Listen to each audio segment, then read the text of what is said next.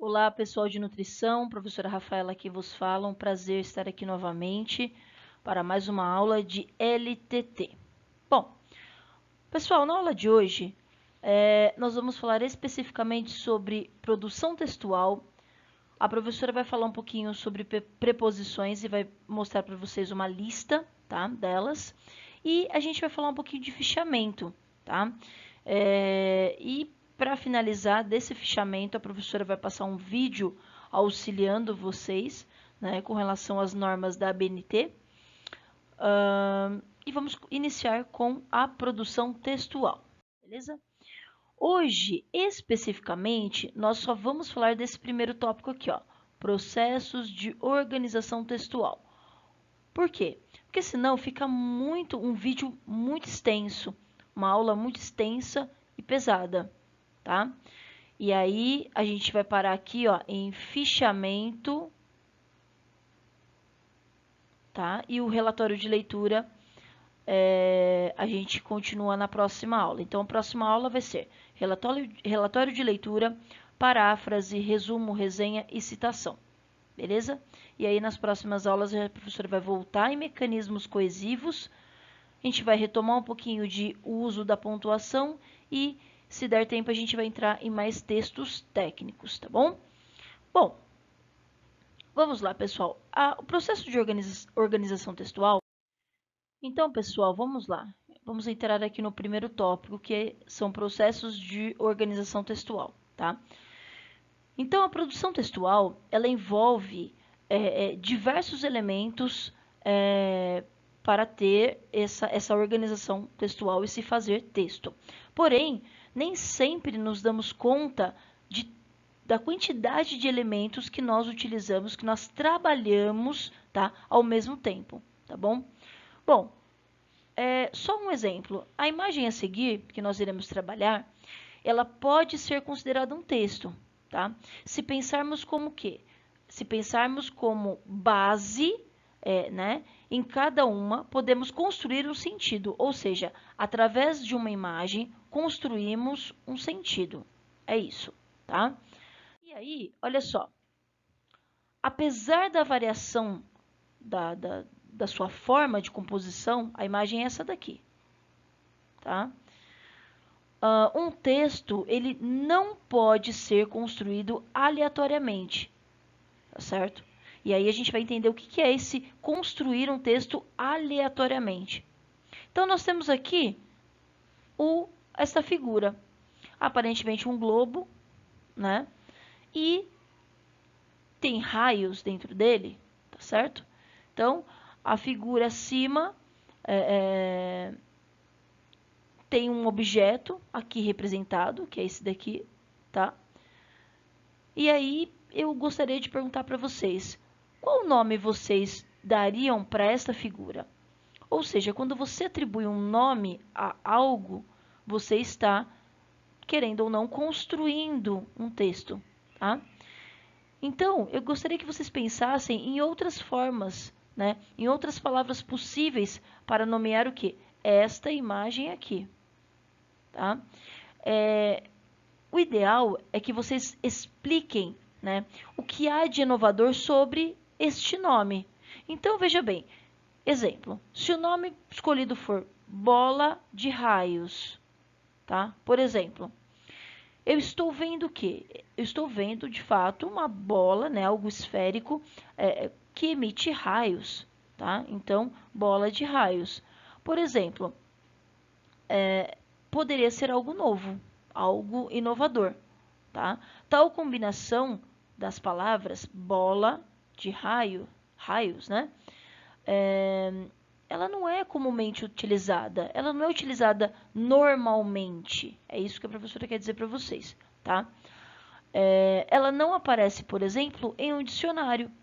Se você for procurar, você não vai ter, vai ter raio e vai ter bola, mas bola de raios você não vai ter, né, essa denominação no dicionário, por exemplo.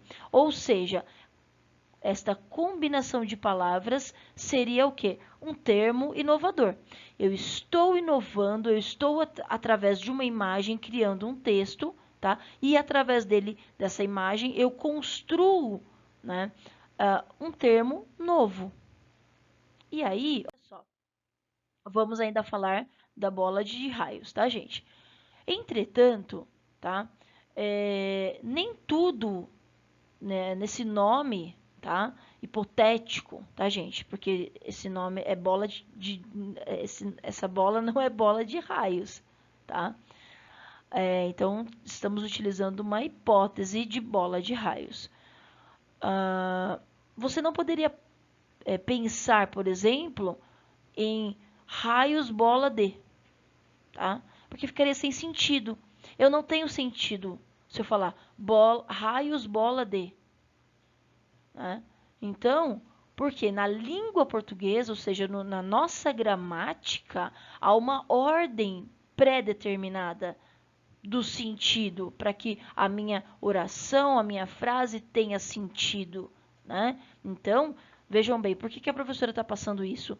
Vocês acabaram de fazer um relatório, né, recentemente. Então, tem que prestar atenção no que vocês estão escrevendo, nos elementos coesivos, na gramática por si só. Por quê? Porque utilizar palavras aleatórias, o meu texto fica sem sentido. E é como se eu olhar aquela imagem novamente e falar bola de raio, você mais ou menos entende uma bola, uma coisa esférica com raios, né? Agora, se eu falar raios bola de, vocês vão chegar e falar assim, professora, mas o que significa isso? O que a senhora está querendo dizer? Qual que é a mensagem que a senhora quer passar para a gente? Tá bom?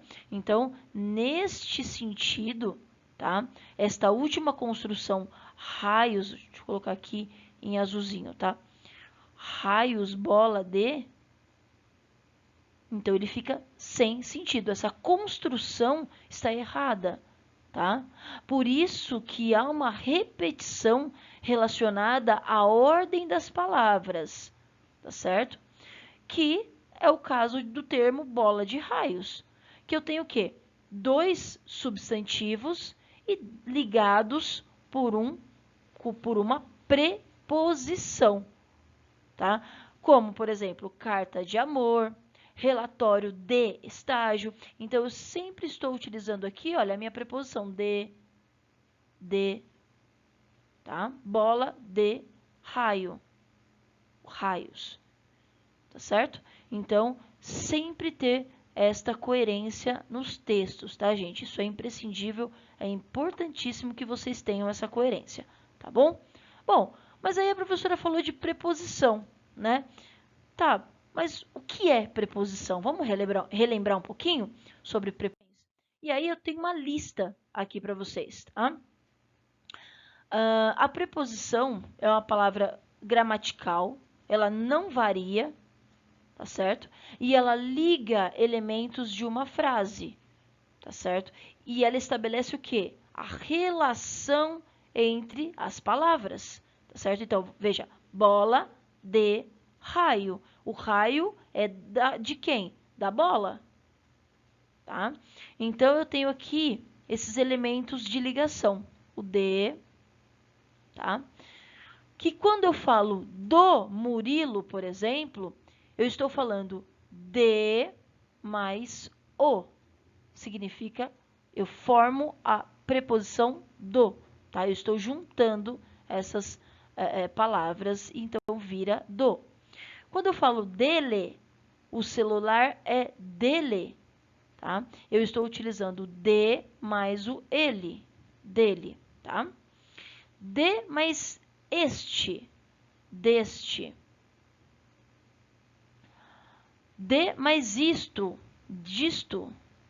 De mais esse, desse. De mais isso, disso. De mais aquele, daquele. De mais aqui, daqui. De mais ali, dali, tá? Só que aí eu tenho um em também, tá? Eu estava falando do de, até agora estava falando do de. Mas eu tenho o em. E ele também entra nessa junção, né? Em mais o vira no. Em mais ele, nele.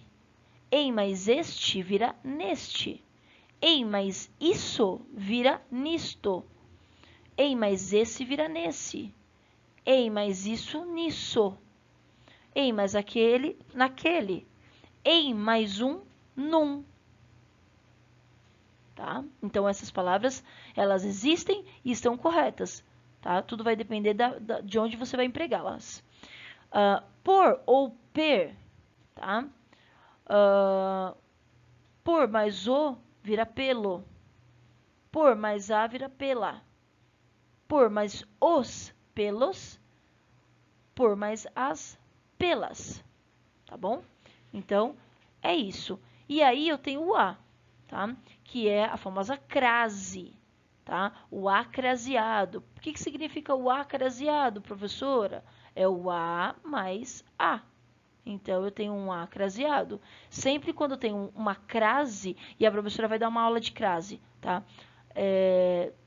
Se eu não conseguir, talvez nas próximas aulas, a professora vai tentar encaixar aí uma aula só de crase para vocês, tá bom? E, mas as, né, vai ter o mesmo sentido, o acraseado no plural, variando apenas no plural, tá bom?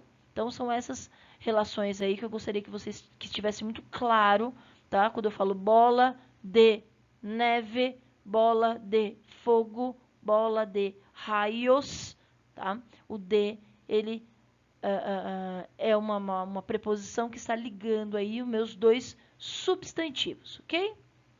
Só retomando que substantivo é tudo que se nomeia. Copo, celular, caneta, tá? Computador. Então, tudo que se nomeia é um substantivo. E aí, agora a gente vai entrar numa parte bem legal, tá? Então, nós entendemos, fechamos a questão da construção textual. Então, qual que é o feeling da construção textual? Qual que é vamos dizer assim, o suprassumo, né? O que é a construção textual? Que o seu texto tenha coerência e que você utilize os elementos gramaticais corretamente. É isso, beleza? E aí a gente vai entrar o quê? Em fichamento, tá? O meu fichamento, ele precisa ter esses itens. Primeiro, é imprescindível que vocês determinem o quê? O objetivo ou os objetivos do trabalho que você vai desenvolver, tá? Então, é imprescindível que você tenha bem claro isso, qual será o objetivo a ser trabalhado, beleza? Segundo, selecione o quê? As leituras a serem feitas, tá? De acordo com os seus objetivos. Quando a gente fala de coerência, pessoal, a gente fala em qualquer tipo de texto, inclusive no fichamento, tá? E aí, organize num caderno, num arquivo digital, né? Utilize para o quê? Para registrar os seus fichamentos. Então, é importante que vocês registrem, né? Porque ele tem que estar lá, ou em forma de fichas, né? Ou no seu computador, enfim, tem que constar lá os seus fichamentos. É importante que vocês utilizem referências da fonte. O que é fonte? É de onde você tirou a informação. Se é de um livro, se é de uma revista, se é de um site, etc. Tá? De onde você tirou, você está informando você está passando essa informação mediante de onde você tirou esta informação, tá? Então, é imprescindível que vocês tenham a fonte, beleza? Registrem em tópicos. O que é tópico? Exatamente o que a professora fez aqui, ó. Isso aqui são tópicos, tá, gente? Textos curtos, sucintos, tá? As informações mais importantes. Para quê? Para o desenvolvimento do seu trabalho, beleza? Registre o quê? Comentários pessoais ou a relação dos outros textos que, com base na fonte, passam a ser o quê? Pesquisados. Então, é importante que vocês tenham isso em mente, tá, gente? Então, registrar tópicos e registrar o quê? Os comentários, e isso atrelando o quê? A base, a fonte que vocês pesquisaram, tá? Bom, aqui a professora deu um exemplo para vocês. Eu tenho um trecho, tá? Esse trecho, ele é uma introdução de um artigo, tá? Que chama-se Cartas, Planos e Tomada de Consciência, tá? Do educador André Miller de Mello, da Universidade de São Paulo, da USP, tá? E depois vai ter o fichamento feito com base no texto, tá bom? Então, olha só. O Monumento Nacional Ruínas Engenho São Jorge dos Erasmos, órgão da Pró-Reitoria de Cultura e Extensão da Universidade de São Paulo, é hoje inestimável ponto de convergência de olhares e de sistemáticas pesquisas e atividades culturais que visam aproximação, intercâmbio, entendimento entre a trama comunitária dos interessados, autoridades, grupos e indivíduos envolvidos nas atividades de conservação. Está sediado na Base Avançada de Cultura e Extensão, cuja inauguração de sua primeira fase, a reunião desses artigos vem registrar e comemorar, apresentando-se como um dos raros conjuntos históricos arquitetônicos remanescentes da ocupação europeia em solo brasileiro. Assume, inevitavelmente, um papel marcante também para os desafios da educação ambiental, além da patrimonial, tombado pelos órgãos preservacionistas em todos os âmbitos e identificados como lugar de resistência e de memória, testemunho passível a ser encarado sob distintos ângulos. Possui ainda configurações paisagísticas, independência que há entre o patrimônio cultural e o natural. Portas abertas, um programa em debate.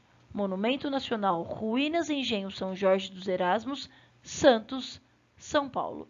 André Miller de Mello, que é o autor que fez esta introdução. Tá claro, né, gente? Tá claro exatamente sobre o que a gente vai falar, né?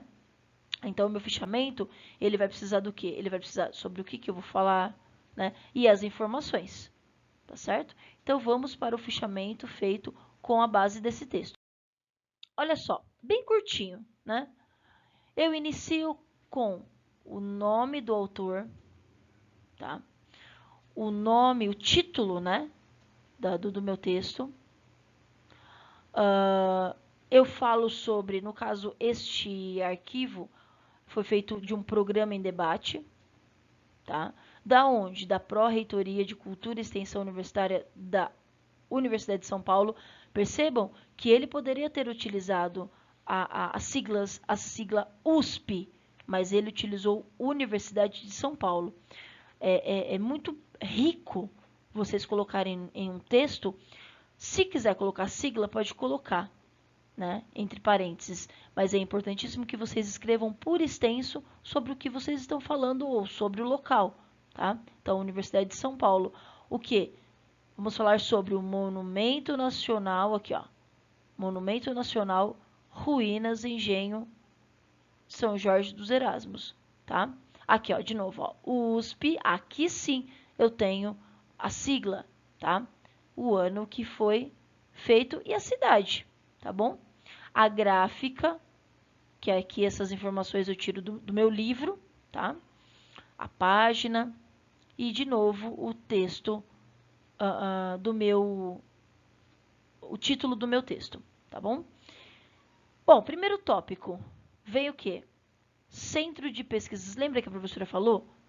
Tópicos relevantes, importantes, tá?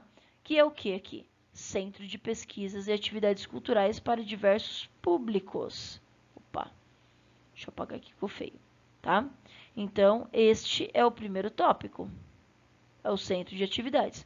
Segundo, onde que ele fica? Situado na base avançada de cultura e extensão, tá? E o terceiro tópico importante, que é um conjunto histórico arquitetônico tombado, construído durante a ocupação europeia no Brasil, promove o quê? A educação ambiental e patrimonial. Beleza. Fichei, né, toda a obra, no caso aqui só da introdução, que foi o texto que a professora escolheu, né, para trabalhar esse fichamento, tá? Então, é desta forma que se faz um fichamento, tá bom? Existem as normas da ABNT, tá? E vamos agora, como fazer um fichamento acadêmico seguindo o quê? As normas da ABNT. Normas da ABNT, geralmente, as pessoas tratam como um bicho-papão, tá? Mas não é, gente. Não é. É algo chatinho de você seguir, mas é padrão. A partir do momento que você faz um, que você aprende a fazer, você faz todos os demais da mesma forma, tá bom? São as normas, né? Lembrando que a ABNT é o órgão que regula. Ela regula tudo, né? Inclusive parâmetros de mesa. A ABNT, ela não regula somente as normas acadêmicas, vamos dizer assim, dos textos, né? Ela regula tudo, tá? Tanto é que a Associação Brasileira de Normas, tá? Técnicas, tá bom? Bom, agora vamos assistir um vídeo, tá? Bem curtinho, de 2 minutinhos, para saber um pouquinho mais sobre as normas da ABNT. Salve galera, tudo bem com vocês? Professor Hugo aqui na área. Quero mostrar para vocês como seria um fichamento de resumo de acordo com as normas da ABNT. Esse tipo de trabalho vai ajudar a você, aluno que está no ensino fundamental, no ensino médio e também no ensino superior. Então vamos imaginar que eu já fiz o meu texto e já preparei aqui a referência bibliográfica e já digitei todo o meu texto, que é o meu resumo. Lembrando que a referência bibliográfica a gente sempre coloca o sobrenome do autor seguido do nome. E quando tem mais de um autor, a gente coloca então ponto e vírgula para separar, coloca de novo o sobrenome do outro autor seguido do nome. Como esse fichamento, por exemplo, está sendo produzido através de um site da internet, então a gente vai colocar o título do texto, né, do artigo, e aí o título é em negrito, e depois a gente coloca disponível, coloca o site e por último o acesso, que é a data. Beleza, então digitamos e até já fizemos uma pré-formatação aqui, que foi colocar o título em negrito, ok? Aqui está o nosso texto. Quando a gente fala de um fichamento de resumo, é um parágrafo único, direto, e lá embaixo a gente colocou então palavras-chave. Aqui nós estamos olhando, observando 1, 2, 3, 4 palavras-chave, e cada palavra-chave é separada por ponto e vírgula. Ok, então qual é a formatação para o trabalho? Primeira coisa, galera, é confirmar ou colocar a fonte em Arial. A fonte sempre vai ser Arial, de acordo com a ABNT. E o tamanho da fonte vai ser, então, 12.